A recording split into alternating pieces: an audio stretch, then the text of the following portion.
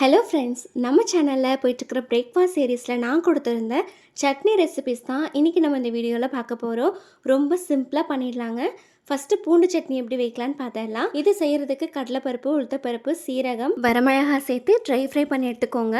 இப்போ ஆயில் சேர்த்துட்டு சின்ன வெங்காயம், பூண்டு, தேவையான அளவு உப்பு, தக்காளி, புளி இதெல்லாமே சேர்த்துட்டு ஃப்ரை பண்ணிவிட்டு சூடு ஆறுனதுமே ஒரு மிக்சர் ஜாரில் சேர்த்துட்டு நல்லா ஃபைன் பேஸ்ட்டாக அரைச்சி எடுத்துக்கோங்க. இந்த பூண்டு சட்னியை நான் சன்னா தோசை கூட வச்சு சாப்பிட்டேங்க. சூப்பராக இருந்துச்சு. நீங்களும் ட்ரை பண்ணி பாருங்கள். நெக்ஸ்ட்டு எல்லாருக்குமே தெரிஞ்ச தண்ணி சட்னி தான். ஆனால் நான் சொல்கிற மாதிரி பண்ணி பாருங்கள். அப்படியே உங்களுக்கு கடையில் கிடைக்கிற மாதிரி இருக்கும். இது செய்கிறதுக்கு தேங்காய், இஞ்சி, பூண்டு, பச்சை மிளகாய், பொட்டுக்கடலையெல்லாம் சேர்த்துக்கோங்க. ஆனால் பொட்டுக்கடலையை விட தேங்காய் டபுள் மடங்கு ஜாஸ்தியாக இருக்கணும். அதே போல் தண்ணி சட்னி வைக்கிறீங்கன்னா நல்லா ஸ்மூத்தாகவும், கெட்டி சட்னி வைக்கிறீங்கன்னா குறப்பாகவும் அரைச்சி எடுத்துக்கோங்க. கெட்டி சட்னிக்கு பொட்டுக்கடலை கூட தேவையில்லை. இந்த மாதிரி ட்ரை பண்ணி பாருங்கள். அப்படியே ஹோட்டலில் கிடைக்கிற மாதிரி இருக்கும். நல்லா சூடான வரகரிசி பொங்கல் இந்த சட்னி சேர்த்து சாப்பிட்றப்ப சூப்பராக இருந்துச்சுங்க. நெக்ஸ்ட்டு எல்லாரோட ஃபேவரட்டான கார சட்னி பார்த்துடலாம்.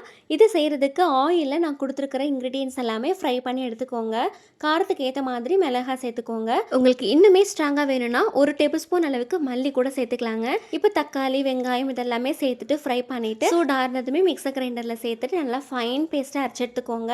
அவ்வளோதான். பாருங்கள், கலர் எவ்வளோ சூப்பராக இருக்குது பார்த்தீங்களா? அவல் கொழுக்கட்டை கூட வச்சு சாப்பிட்றப்போ அட்டகாசமாக இருந்துச்சுங்க. அதனோட ரெசிபி நம்ம சேனலில் இருக்குது, செக் பண்ணிக்கோங்க. நெக்ஸ்ட்டு நம்ம வீடியோ பார்த்துட்டு நிறைய பேர் இந்த கொல்லு சட்னியோட ரெசிபி தான் கேட்டிருந்தாங்க. ஸோ அது எப்படி செய்யலான்னு பார்த்துடலாம். வெயிட் லாஸுக்கு இந்த கொல்லு சட்னி ரொம்பவே ஹெல்ப்ஃபுல்லாக இருக்குங்க.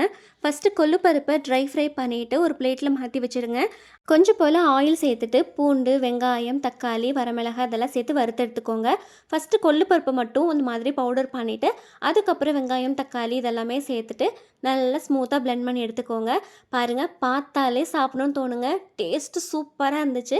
நீங்களும் இந்த சட்னியெல்லாம் ட்ரை பண்ணி பார்த்துட்டு கமெண்ட் பண்ணுங்கள். இந்த வீடியோ யூஸ்ஃபுல்லாக இருந்ததுன்னா லைக் பண்ணிவிட்டு நம்மளோட சேனலை சப்ஸ்கிரைப் பண்ணிக்கோங்க. பாய்.